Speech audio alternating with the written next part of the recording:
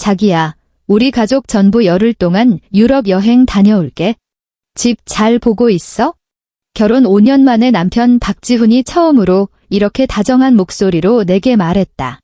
나는 현관에 못 박힌 듯 서 있었다.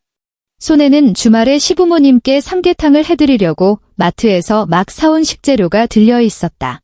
남편은 새로 산 트렌치코트를 입고 머리카락 한 올 흐트러짐 없이 빗어 넘긴 채 내가 한 번도 맡아본 적 없는 코롱 향수를 풍기고 있었다. 그의 뒤로는 시어머니와 시아버지, 그리고 시동생 박우진과 그의 아내, 동서가 서 있었다. 모두가 한눈에 봐도 값비싸 보이는 캐리어를 끌고 있었고 얼굴에는 호화로운 휴가를 앞둔 억제할 수 없는 흥분이 떠올라 있었다. 아, 그래. 조심히 다녀와의 내 목소리는 사포처럼 메말랐다. 어머니, 물건은 다 챙기셨어요. 박지훈은 나를 더는 쳐다보지도 않고 싹싹하게 시어머니에게 물었다. 다 챙겼다. 걱정 마라. 민서야, 우리 없는 동안 냉장고 음식 상하지 않게 잘 챙겨 먹고. 지훈이 정장 드라이 클리닝 맡기는 거 잊지 말고. 시어머니는 정성껏 만진 곱슬머리를 매만지며 마치 집안의 가정부에게 지시하듯 말했다. 나는 고개를 숙인 채 조용히 네라고 대답했다.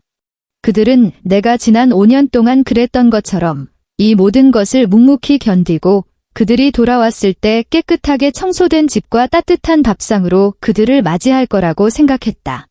그들은 내가 모를 거라고 생각했다. 그의 내연녀 윤나라가 아들을 임신한 것을 축하하기 위한 이 성대한 유럽 여행이 내 결혼 전 재산이 담긴 통장에 가족카드로 결제되었다는 사실을. 그들은 내가 여전히 집에 아무렇게나 던져둬도 되는 목소리 없는 그림자일 거라고 생각했다. 그들은 틀렸다. 열흘. 이 지옥 같은 5년의 결혼 생활을 청산하기에 충분한 시간이었다. 그들이 값비싼 캐리어를 끌고 만족스러운 얼굴로 현관문 앞에 섰을 때 그들을 맞이하는 것은 내가 준비한 최고의 귀한 환영 선물이 될 것이다. 나의 5년 결혼 생활은 한 편의 긴 무성 영화 같았다. 나, 김민서는 유일한 주인공이자 유일한 관객이었다. 텅 빈 극장에서 나 자신이 한 뼘 한 뼘 잠식당하는 것을 지켜보는. 결혼 전 나는 업계에서 제법 알아주는 재무 설계사였다. 나는 숫자를 사랑했고 그 뒤에 숨겨진 명확한 논리와 공정한 보상을 좋아했다. 지혜와 노력을 쏟으면 시장은 반드시 답을 줬다. 하지만 결혼이라는 시장에서 나의 모든 투자는 밑 빠진 독에 물 붓기였고 메아리조차 없었다. 민서야, 여자는 그래도 가정을 우선해야지. 지훈이가 회사에서 스트레스가 얼마나 심한데 집에 와서 좀 쉴 수 있게 해줘야지.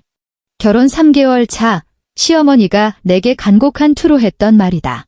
당시 나는 중요한 프로젝트 때문에 연일 야근을 했고 박지훈은 그 점을 못마땅해 했다. 맞아, 자기야. 어머니 말씀이 맞아. 내 월급만으로도 우리 충분히 살 수 있잖아. 내가 그렇게 고생하는 거, 내 마음이 아파서 그래. 박지훈은 내 손을 잡고 진심 어린 눈빛으로 말했다. 나는 그 말을 믿었다. 사랑하는 일을 그만두고 월급 통장을 넘겼다. 심지어 결혼 전 모아둔 내 개인 통장으로 가족카드까지 만들어주며 이건 비상금이니 필요할 때 쓰라고 순진하게 말했다. 나는 그것이 사랑의 증표이자 온전한 신뢰라고 믿었다. 돌이켜보면 그건 내 손으로 직접 내 목에 쥘 첫 번째 밧줄에 불과했다. 나는 이 집의 전업주부가 되었다. 24시간 대기하는 무급 가사도우미, 요리사, 청소부, 그리고 재무상담사. 매년 추석은 나 혼자만의 전쟁터였다. 사흘 전부터 부엌에 파묻혀 살아야 했다.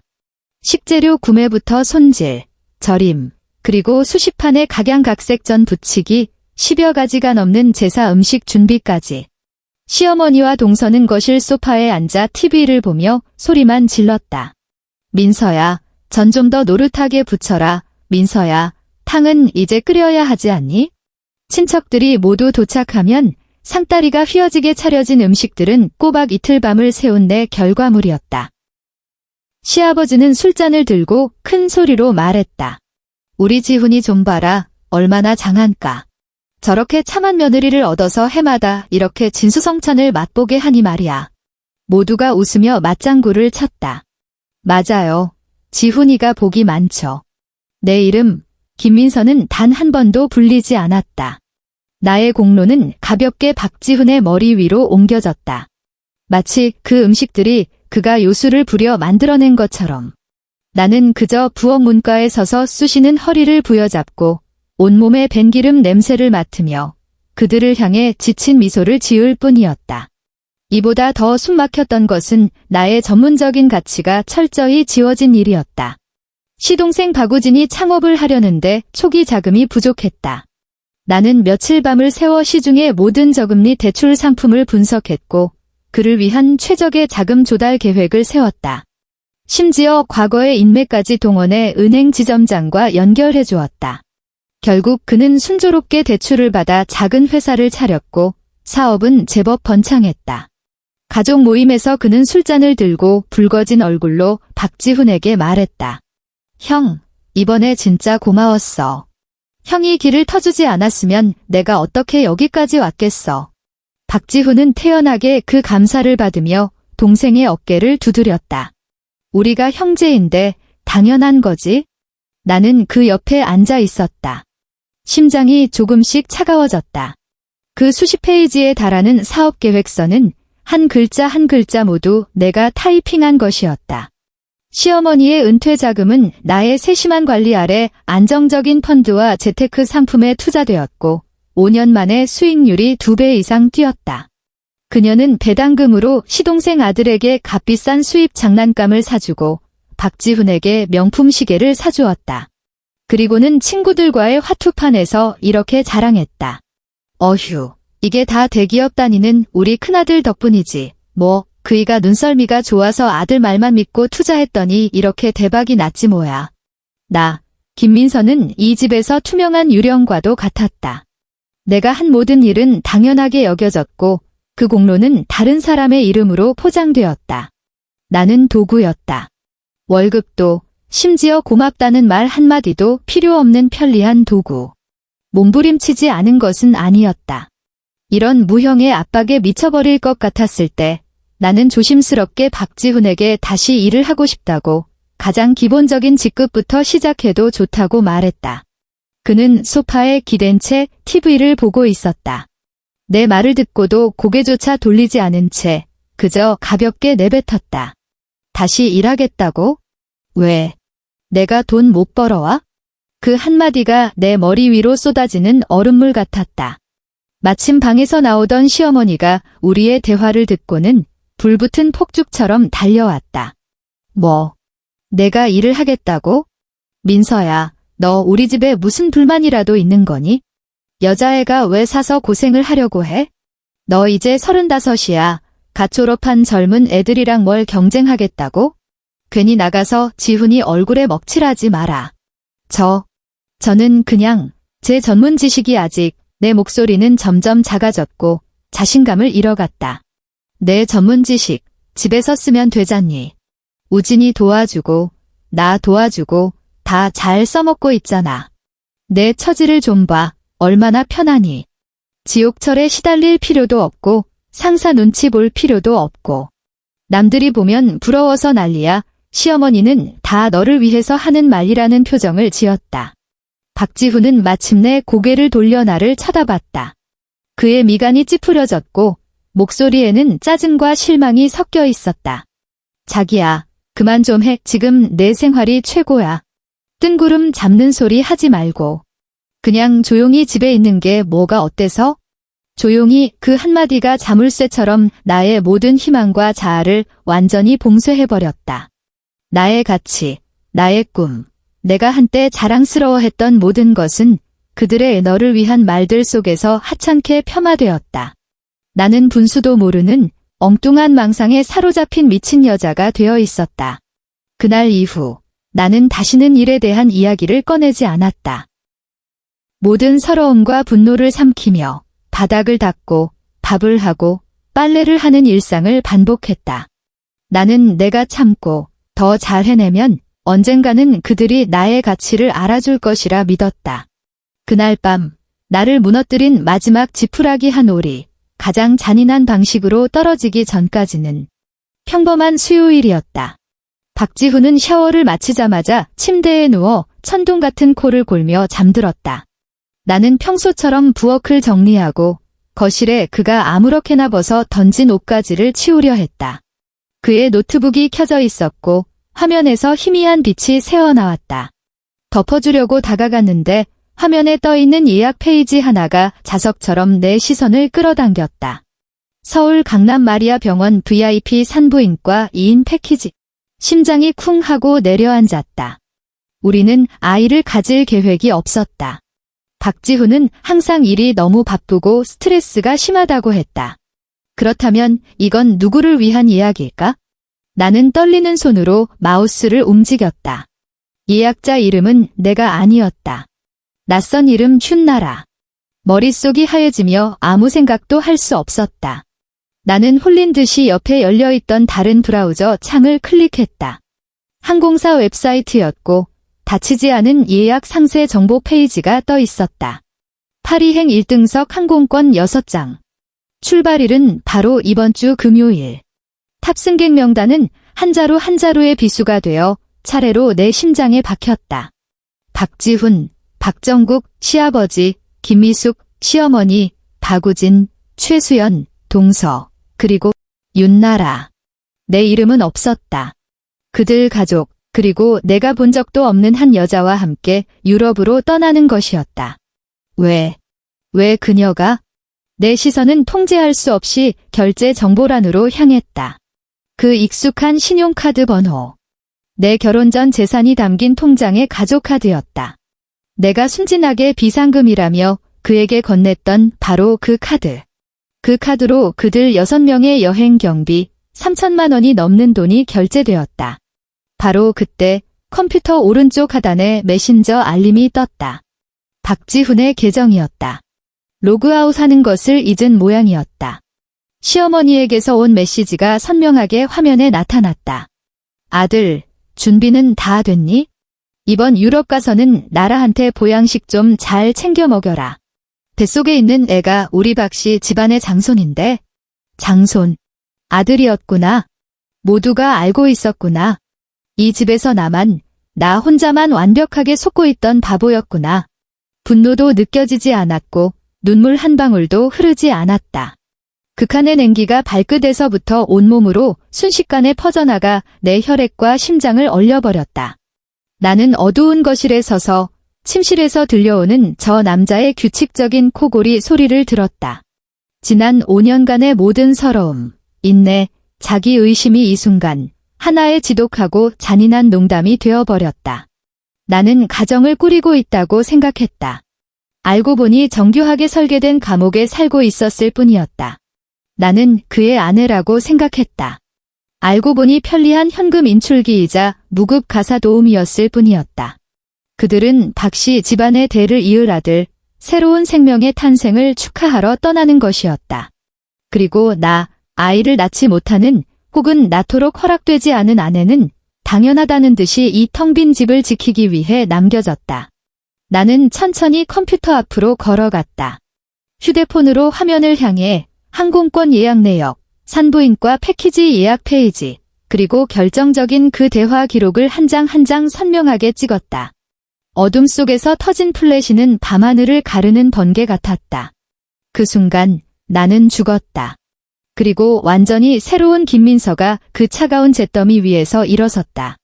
각성은 한순간이면 충분했다. 그리고 복수를 위한 시간은 내게 온전히 열흘이나 주어졌다. 그들이 떠나는 날, 나는 심지어 미소를 지으며 시어머니가 캐리어에 미쳐넣지 못한 쇼를 건네주기까지 했다. 그녀는 쇼를 받아들고 여전히 당연하다는 듯한 표정으로 베란다 화초에 물 주는 것을 잊지 말라고 당부했다. 박지훈은 떠나기 전 형식적인 포옹을 해주었다. 바로 그때 그는 스스로 다정하다고 믿는 목소리로 내게 집 잘 보고 있으라고 했다.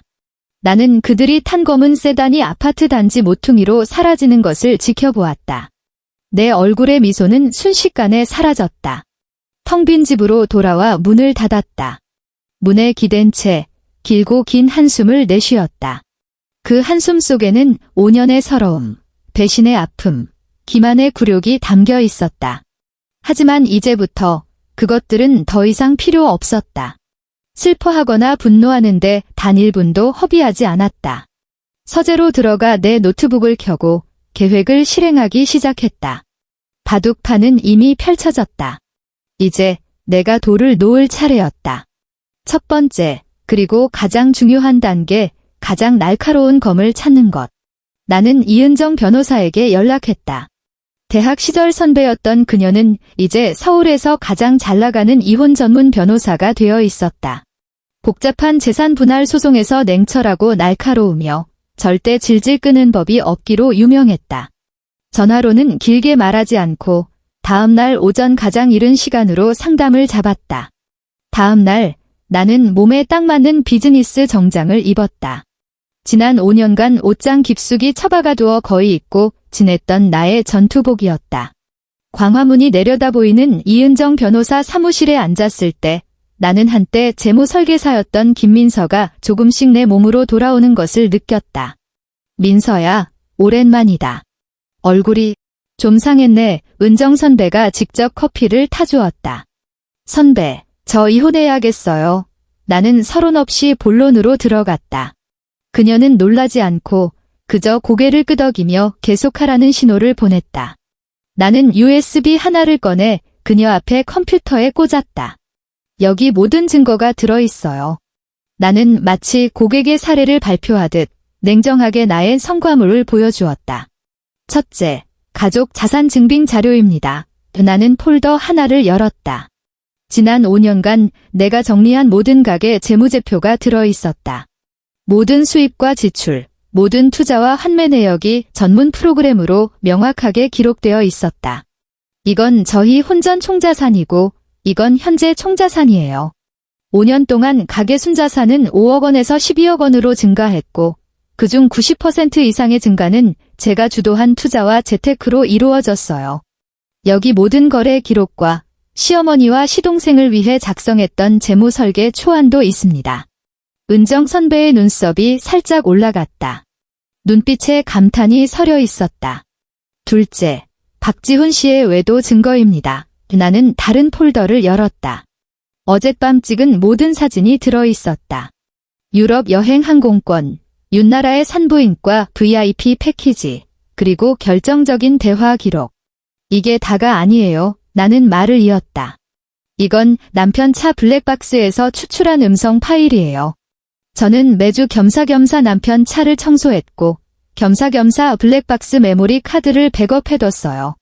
그 사람은 멍청하게도 차에서 블루투스로 통화하는 걸 좋아하거든요.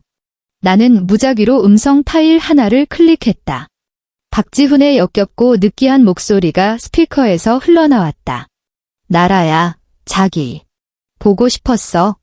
걱정 마. 그 여자는 워낙 멍청해서 아무것도 몰라. 우리 아들 태어나면 바로 이혼할 거야. 그럼 이 집 재산 전부 다 우리 것이 되는 거고. 뒤에는 더 노골적인 대화가 이어졌지만 나는 바로 꺼버렸다. 은정 선배의 표정이 모든 것을 말해주고 있었다. 셋째, 그의 소비 내역입니다. 나는 그 가족 카드의 전자 명세서를 열었다. 지난 1년간 그는 제 결혼 전 재산에 속하는 이 카드로 윤나라를 위해 강남의 고급 오피스텔 월세 총 4천만 원을 지불했어요.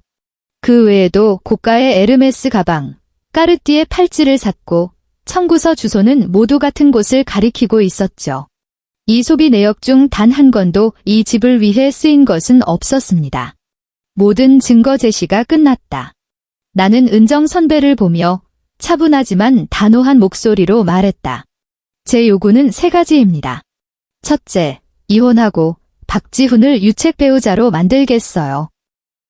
둘째, 제 결혼 전 재산을 모두 되찾고 혼인 기간 중 형성된 공동 재산 분할에서 제가 받아야 할 최대 몫을 받아내겠습니다. 셋째, 그의 배신과 기만에 대해 가장 혹독한 대가를 치르게 할 겁니다. 은정 선배는 노트북을 덮고 나를 바라보았다. 그녀의 눈에 처음으로 온기가 담겼다. 민서야, 내가 생각했던 것보다 훨씬 강한 사람이구나. 걱정 마, 이 소송. 우리가 아주 멋지게 이길 테니까. 이제 내가 시키는 대로만 해. 변호사 사무실을 나오자 온몸에 힘이 넘치는 기분이었다. 다음은 두 번째 단계, 나의 세계를 비워내는 것. 나는 울고불고하지도 히스테리를 부리지도 않았다. 그저 냉정하게 이삿짐 센터에 연락해 다음 날 방문 서비스를 예약했다.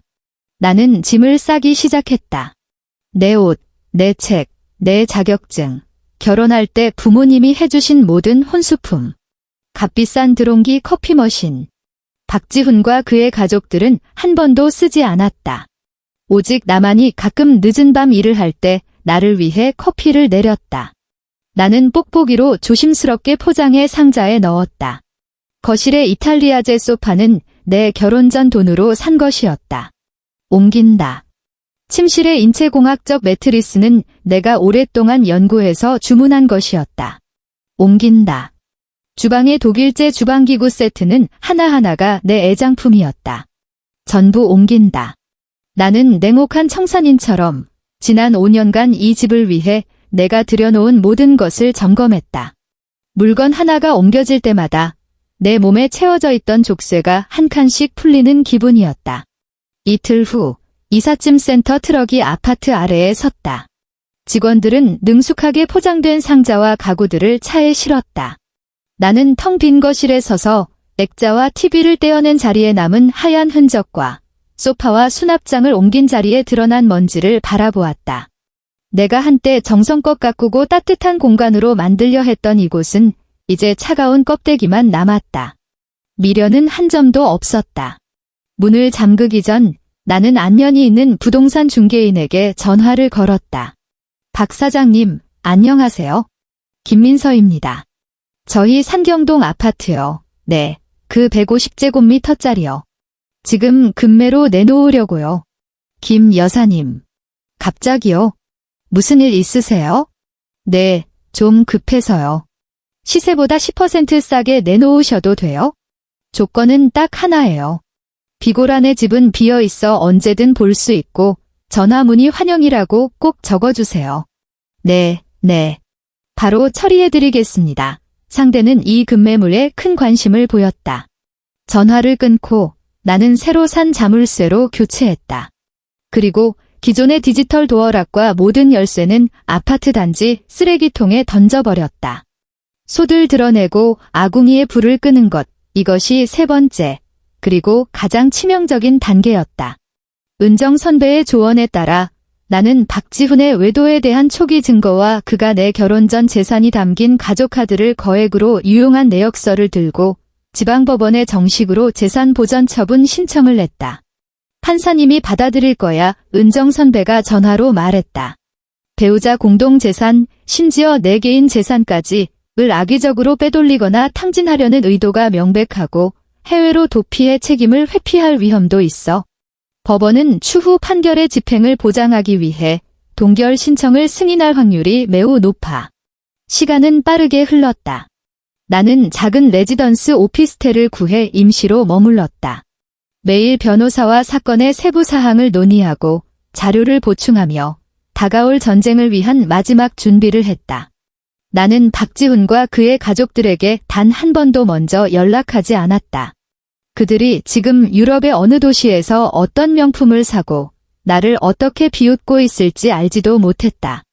상관없었다. 곧 그들은 더 이상 웃지 못하게 될 테니까. 그들이 귀국하기 전날 나는 은정 선배의 전화를 받았다. 민서야, 법원의 재산 보전 명령. 오늘 오후에 효력이 발생했어. 나는 전화를 끊고 거실 창가로 걸어가 서울의 야경을 바라보았다. 멀리 무수한 불빛이 모여 찬란한 은하수를 이루고 있었다. 나는 깊은 숨을 들이마셨다. 5년간의 억압과 질식이 이 순간 마침내 출구를 찾은 기분이었다. 박지훈, 그리고 당신의 사랑하는 가족들. 귀한 환영 카운트다운이 시작되었다. 인천국제공항 도착장. 박지훈과 가족들은 만면에 웃음을 띤 채 짐수레를 밀고 나왔다. 시어머니 김미숙의 손에는 새로 산 샤넬 가방이 들려 있었고 동서 최수연은 박우진에게 손목에 새로 찬 반클리프 아펠 팔찌를 자랑하고 있었다. 모두의 얼굴에는 만족감과 즐거움이 가득했다. 아이고, 역시 집이 최고야. 시아버지가 기지개를 켰다. 유럽이 아무리 좋아도 우리 집만 못하지? 맞아요. 이번에 정말 실컷 놀았네.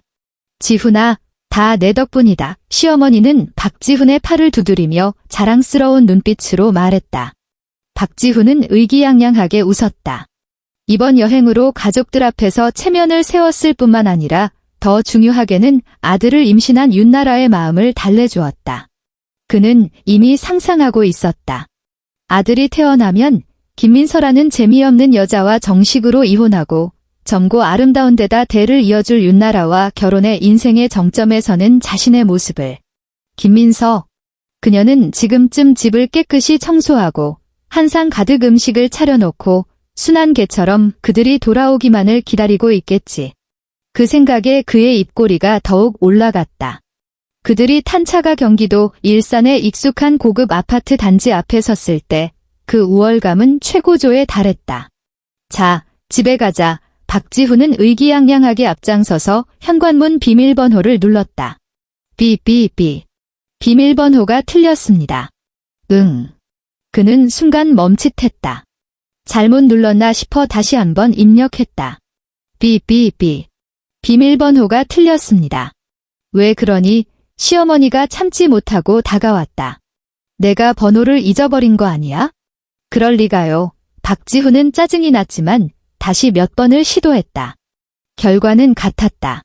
그제야 그는 도어라 패널이 기억 속의 모습과 달리 지나치게 새 것 같다는 것을 알아차렸다. 형, 민서 형수님 화나게 한 거 아니야? 형수님이 비밀번호 바꿨나 보네. 시동생 박우진이 농담을 던졌다. 무슨 소리야? 박지훈은 속으로 철렁했지만 겉으로는 강하게 쏘아붙였다.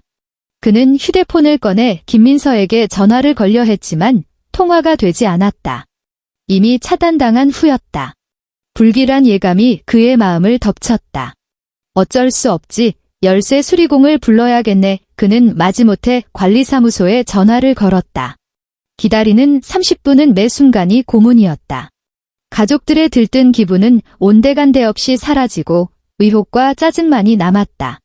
마침내 열쇠 수리공이 문을 여는 순간 모두가 경악했다. 문 안쪽은 그들이 알던 아늑한 집이 아니었다. 마치 막 입주를 시작하는 텅 빈 모델하우스 같은 공간이었다. 거실에는 거대한 이탈리아제 소파가 사라지고 바닥에는 4개의 선명한 자국만 남아 있었다. 벽에는 원래 TV가 걸려있던 자리에 검은 나사 구멍 몇 개와 하얀 벽면만 덩그러니 남아 있었다. 식당에는 10명이 앉을 수 있던 원목 식탁과 의자가 흔적도 없이 사라졌다. 그들은 침실로 뛰어 들어갔다. 옷장은 비어 있었고 침대는 사라졌다. 박지훈이 직접 샀던 작은 침대 협탁 하나만 외롭게 남아 있었다. 주방에는 찬장의 뼈대만 남고 그들이 알던 모든 냄비와 그릇, 커피 머신, 전자레인지가 모두 사라졌다. 온 집안이 마치 토네이도에 휩쓸린 듯 김민서의 흔적이 묻은 모든 것이 뿌리째 뽑혀 말끔히 사라져 있었다. 이게 무슨 일이야? 도둑이라도 들었어. 시어머니의 목소리가 충격으로 날카로워졌다. 어떤 도둑이 소파랑 침대까지 훔쳐가요. 박지훈이 소리쳤다.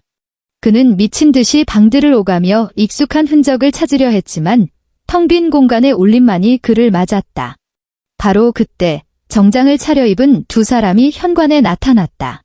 그중 한 명은 박지훈도 아는 얼굴이었다. 김민서의 대학 선배, 이은정이라는 변호사. 박지훈 씨 되십니까? 이은정의 목소리는 정중하면서도 차가웠다. 당신 누군데? 김민서는 그 여자 어딨어? 이게 다 무슨 짓이야? 박지훈은 격분한 사자처럼 달려들었다. 이은정은 그의 고함에 아랑곳하지 않고 서류 가방에서 2개의 문서를 꺼냈다. 그녀는 그중 하나, 법원의 붉은 직인이 찍힌 통지서를 탁 소리가 나게 텅 빈 문짝에 붙였다. 법원에서 발부된 재산 보전 처분 통지서입니다. 어제 오후 4시부로 박지훈 씨 명의의 모든 은행 계좌, 주식 계좌, 그리고 김민서 씨와의 모든 공동명의 계좌가 동결되었습니다. 뭐라고요? 박지훈의 머릿속이 하얘졌다. 계좌 동결? 어떻게 그런 일이? 시어머니와 시동생 부부도 모두 얼어붙었다. 이은정은 그들이 상황을 파악할 시간도 주지 않고 다른 서류를 박지훈의 눈앞에 내밀었다. 이것은 김민서 씨가 저를 통해 당신에게 정식으로 제출하는 이혼 소장입니다. 박지훈은 떨리는 손으로 그 묵직한 서류를 받아들었다. 첫 장을 넘기자 굵은 고딕체 글씨가 그의 눈을 찔렀다. 소송 청구, 원고와 피고의 이혼을 청구하며 피고 박지훈을 혼인 파탄의 유책 배우자로 판결해 주시길 바랍니다. 그리고 소장 부록에는 고화질 컬러 사진 한 장이 첨부되어 있었다. 사진의 배경은 바로 그들이 서 있는 이 아파트 단지 앞이었다.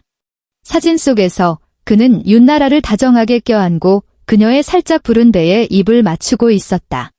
사진은 기가 막힌 각도에서 찍혀 두 사람의 행복한 표정을 아주 선명하게 담아내고 있었다. 아악, 시어머니가 그 사진을 보고 귀를 찢는 듯한 비명을 질렀다. 저 천하의 몹쓸 년. 어떻게 감히. 어떻게 우리 지훈이한테 이럴 수가 있어. 형, 이게 시동생 박우진 부부는 이 갑작스러운 사태에 완전히 말을 잃었다. 도미노는 이 순간부터 걷잡을 수 없는 속도로 연이어 무너져 내렸다. 계좌가 동결되면서 박지훈은 순식간에 무일푼 신세가 되었다. 신용카드 대금을 낼 수도, 윤나라에게 약속했던 다음 달 월세와 생활비를 줄 수도 없었다. 사흘 후 돈을 받지 못한 윤나라가 배를 안고 직접 집으로 쳐들어왔다. 그녀는 김민서를 만날 거라 생각했지만 문을 연 것은 분노로 가득 찬 시어머니였다.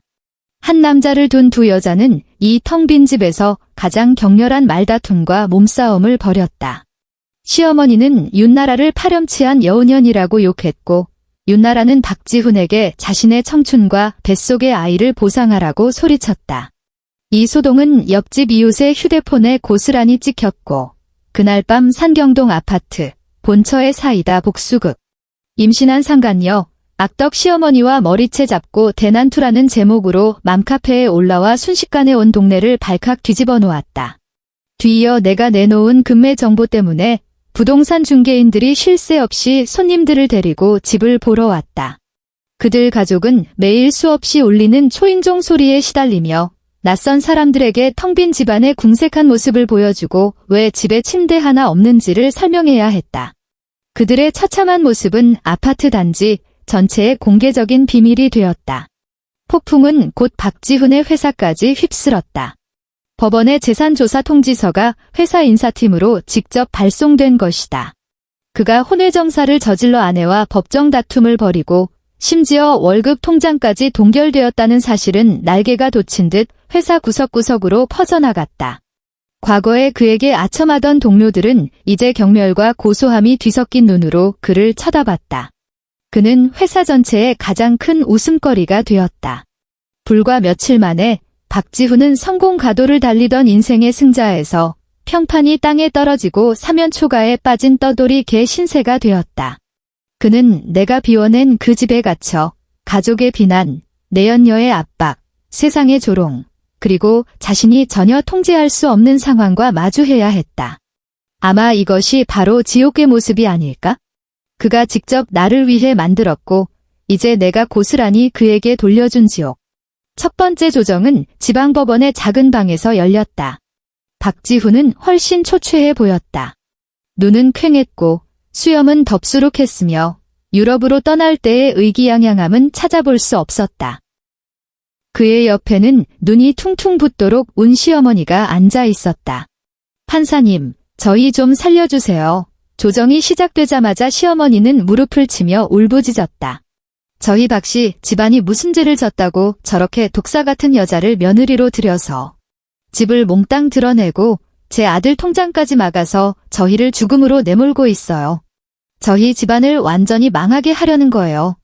박지훈도 눈시울을 붉히며 온 세상에 배신당한 듯 비통한 목소리로 나를 비난했다. 김민서, 나는 지난 5년간 당신에게 부족하게 해준 것 없다고 생각해. 일 안 하고 편하게 먹고 입는 거 내가 뭐 하나 부족하게 했어? 나는 그냥 한순간의 실수로 세상 모든 남자가 저지를 수 있는 실수를 한 것뿐이야. 어떻게 이렇게까지 잔인할 수가 있어? 부부간의 정을 조금도 생각 안 하고 이렇게까지 독하게 굴어야 해? 그들의 흑백 논리가 뒤섞인 울음소리를 들으며 나는 맞은편에 앉아 아무런 감정의 동요도 느끼지 않았다. 심지어 우습기까지 했다. 이 순간까지도 그들은 잘못한 것이 나라고 나의 악독함과 무정함이 그들의 행복을 파괴했다고 믿고 있었다. 나는 아무 말도 하지 않고 조용히 옆에 앉은 은정 선배를 쳐다보았다. 은정 선배는 내 뜻을 알아차리고 자리에서 일어나 두툼한 서류 뭉치를 조정위원 앞에 놓았다. 조정위원님, 제 의뢰인은 감정적인 변론을 할 생각이 없습니다. 저희는 증거로만 말씀드리겠습니다. 그녀의 목소리는 차분하고 힘이 있어 순식간에 시어머니의 울음소리를 압도했다. 첫 번째 증거는 김민서 씨의 5년간 가계 자산 기여도 보고서입니다. 은정 선배는 보고서를 펼쳤다. 보고서에는 혼인 후 가계 자산의 증식 과정이 상세히 기록되어 있습니다. 보시다시피 자산 증가의 절대적인 부분은 김민서 씨가 자신의 전문 지식을 활용한 투자와 재테크에서 비롯되었습니다. 다시 말해, 이 가정이 현재의 자산 규모를 이룰 수 있었던 데에는 제 의뢰인의 공이 가장 큽니다. 그러나 그녀는 어떠한 인정도 받지 못했으며 오히려 자신의 경력을 포기하고 무급가사 노동자가 될 것을 강요당했습니다. 조정위원은 들으면서 혀를 내두를 정도로 상세한 보고서를 빠르게 훑어보았다. 그의 미간이 점점 찌푸려졌다. 두 번째 증거는 박지훈 씨의 신용카드 사용 내역서입니다.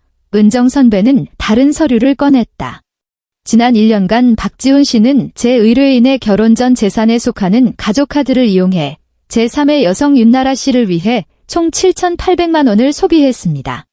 월세, 명품 구매, 고급 산부인과 예약, 심지어 이번 가족 여행 경비까지 포함해서요.